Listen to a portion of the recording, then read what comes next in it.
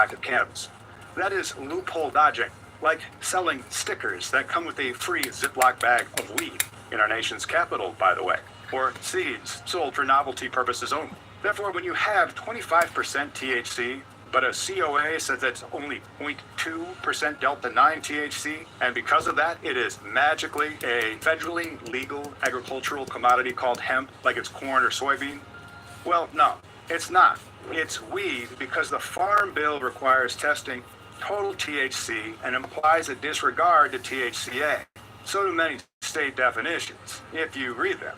But you probably won't because you're just in it to make a quick buck and end run the very much still on the books marijuana crimes in 26 states.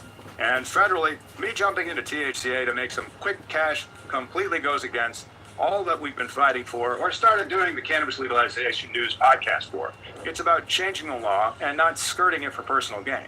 When THCA flower is being sold at a smoke shop as hemp, but a social equity business that spent millions of dollars to become operational, that sells the exact same product and has a lot worse tax treatment and competes against one another, that is not a legal cannabis industry whose regulations make a lick of sense. Lots of our efforts focus on limited license social equity states. These are the states that have actually legalized it, but they cannot advertise it because it is not hemp or Schedule 3 yet. Remember, your nightly news is brought to you by controlled substances that you should ask your doctors about, according to their advertising. We like to tell you to ask your legislature about what your state is doing to legalize it correctly.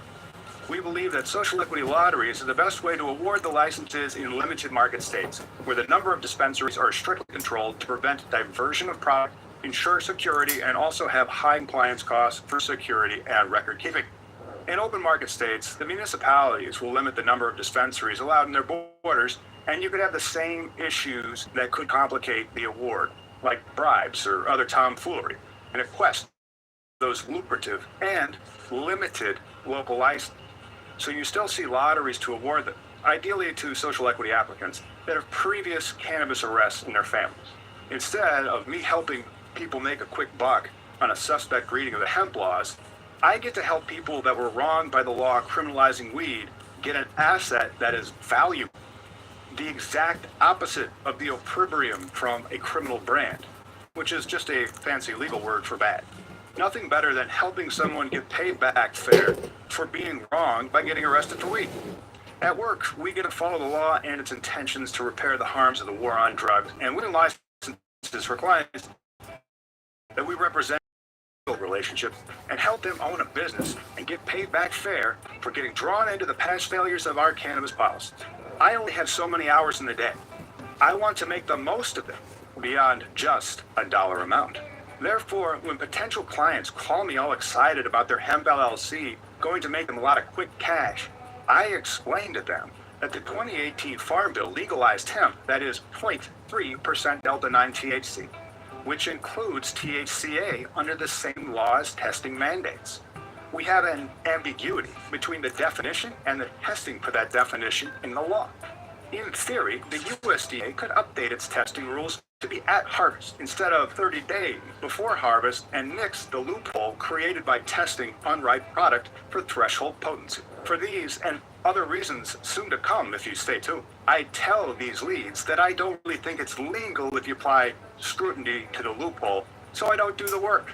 Many states with legal cannabis markets have already closed the ambiguity by defining delta-9 THC to include the THCA content of the plant. For example, Ohio has a curious definition of delta-9 tetrahydrocannabinol. It means the sum of the percentage of weight of tetrahydrocannabinolic acid multiplied by 0.877 plus the percentage by weight of delta-9 tetrahydrocannabinol under section 928.01 of the Ohio Revised Code. Wasn't that a neat little legal tidbit? That in Ohio, way to go, Ohio. THC means total THC. So if you find some THCA flower being sold in Ohio, oops, old crime. Unless you bought it at a licensed dispensary and paid the taxes to the state or local system. Ohio will have new social equity licenses, I think at least 50 coming in the next year, and they have taken steps to ensure that cannabis is sold at a licensed dispensary. That goes the same with Illinois. They just updated their rules to total THC under their hemp rules as well.